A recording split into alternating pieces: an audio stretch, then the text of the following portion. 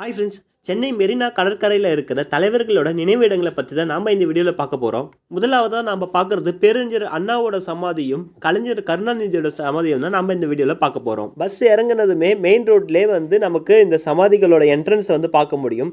உள்ளே நடந்து போகிறப்போ பார்த்தீங்கன்னா ஒரு 500 மீட்டர் வரைக்குமே நல்ல வெயிலில் நடந்து போகிற மாதிரி தான் இருக்கும். ரைட் சைடில் புல் தரைகள்லாம் அமைச்சு வச்சுருப்பாங்க.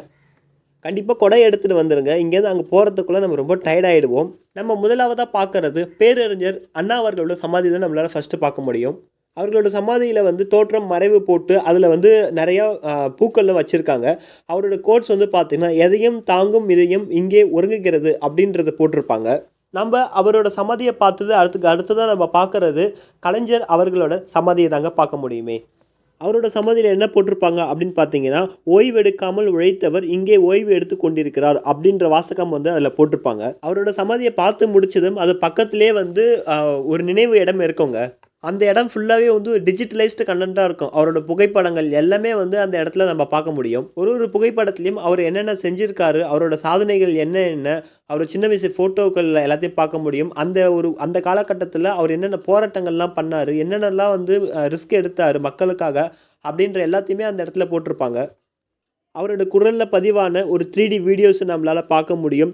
அது மட்டும் இல்லாமல் நம்ம சேரில் உட்காந்துருப்போம். அவர்கிட்ட பேசுகிற மாதிரியான வடிவமைப்பில் வீடியோ ரெக்கார்ட் பண்ணுற மாதிரிலாம் இருக்குங்க. அந்த இடத்துல அவர் கூட ஃபோட்டோ எடுத்துக்கிற மாதிரியும் நிறையா இம்ப்ரூவ்மெண்ட்டு டிஜிட்டலைஸ்டு கண்டென்ட்டாகவே இருந்ததுங்க. பார்க்கவே ரொம்ப சூப்பராக இருந்தது. முன்னாடிலாம் இந்த மாதிரி எதுவும் கிடையாது. அதுக்கு அடுத்தது இப்போ ரீசெண்டாக தான் அதெல்லாம் இன்க்ளூட் பண்ணியிருக்காங்க. அதுக்கு அடுத்தது அறிஞர் அண்ணாவோட நினைவு இடங்கள்லையும் இருக்கும். அந்த இடத்துல அவரோட பழைய புகைப்படங்கள்லாம் என்னென்ன போராட்டங்கள்லாம் பண்ணியிருக்காங்க அப்படின்ற டீட்டெயிலும் நம்மளால் டீட்டெயிலாக பார்க்க முடியுங்க. நம்ம டிஎம்கே கட்சியை பார்த்தாச்சு. இப்போ ஏடிஎம்கே பார்க்கணும் இல்லையா? வாங்க இப்போ எம்ஜிஆர் சமாதிக்கும் ஜெயலலிதா சமாதிக்கும் போகலாம். என்ட்ரன்ஸ்லேயே மிகப்பெரிய ரெட்டலைகள் சிம்பிள் போட்டிருக்க மாதிரி ஒரு குதிரை நிற்கிற மாதிரி போட்டிருப்பாங்க. செம பிரம்மாண்டமாக இருக்குங்க இந்த இடம். ஸோ நான் பார்த்ததுலேயே மிகப்பெரிய சமாதிகள் இருக்கிற ஒரு இடம் அப்படின்னாக்கா அது சென்னையில் இருக்கிற மெரினா கடற்கரை கிட்ட இருக்கிற அந்த தலைவர்களோட சமாதி தான் நினைக்கிறேன். இவ்வளோ பெரிய சமாதியை நம்ம எங்கேயுமே பார்த்துருக்க மாட்டோம். அந்த அளவுக்கு ஏன்னா அவங்க தமிழ்நாட்டு முதலமைச்சர் அப்படி இருந்ததுனால அவங்களுக்கு அவ்வளோ இம்பார்ட்டன்ஸ் கொடுத்து இவ்வளோ பெருசாக பார்த்து வச்சுருக்காங்க. அதுக்கு அடுத்ததான் நம்ம பார்க்க போகிற ஒரு முக்கியமான ஒரு தலைவர் யாருன்னா புரட்சி தலைவர் பாரத ரத்னா எம்ஜிஆர் அவர்களோட சமாதி தாங்க அடுத்ததான் நம்ம பார்க்க முடியும்.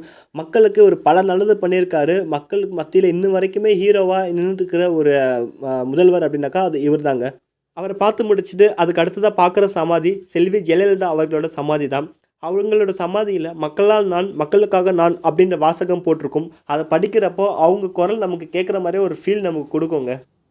அதற்கு அடுத்ததாக கலைஞருக்கு வச்சுருக்க மாதிரியே ஜெயலலிதா அம்மா அவர்களுக்குமே அவங்களோட பழைய புகைப்படங்கள்லாம் என்னென்ன அப்படின்ற டீட்டெயிலாக போட்டிருப்பாங்க. அவங்க செய்த சாதனைகள் என்னென்ன அப்படின்ட்டு அவ்வளோ பெரிய இடத்துல இவங்களுக்குமே வச்சுருப்பாங்க. அதை பார்க்கவே ரொம்ப இன்ட்ரெஸ்டிங்காகவே இருக்குங்க. அடுத்தது அறிவுசார் பூங்கா அப்படின்ற ஒரு இடம் இருக்குது. இந்த இடத்துலையும் ஜெயலலிதா அவர்களுக்கு டிஜிட்டலைஸ்டு கண்டென்ட்டான இடங்கள் இருக்கும். ஆனால் இந்த இடத்துல எதுவுமே அவ்வளோ ஒர்க் ஆகலை. ஆனால் கலைஞர் இருக்க இடத்துல பார்த்திங்கன்னா எல்லாமே அவ்வளோ பக்காவாக ஒர்க் ஆகிட்டு இருந்தது.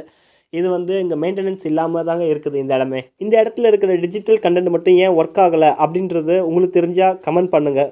கண்டிப்பாக நீங்களும் இந்த இடங்கள்லாம் போயிட்டு வாங்க. கண்டிப்பாக உங்களுக்கும் பிடிக்கும்.